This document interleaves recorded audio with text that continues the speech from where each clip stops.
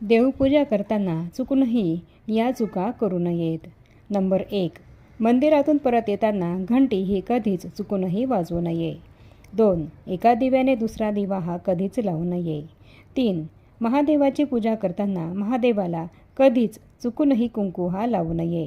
4. सुवासिनी महिलांनी चंदनाचा टिका हा लावू नये. 5. रविवारी तुळसी कधीच तोडू नये. 6. घरामध्ये अंगठ्यापेक्षा जास्त मोठे शिवलिंग हे चुकूनही असू नये. 7. आपल्या देवघरामध्ये असलेल्या मूर्तींची, खंडित मूर्तींची किंवा खंडित झालेल्या फोटोंची, देवांच्या फोटोची पूजा ही चुकूनही करू नये किंवा असे खंडित झालेले फोटो किंवा मूर्ती आपल्या देवघरामध्ये चुकूनही ठेवू नये. नंबर 8. एकसारखे 2 शंख हे सुद्धा आपल्या देवघरामध्ये चुकूनही ठेवू नये.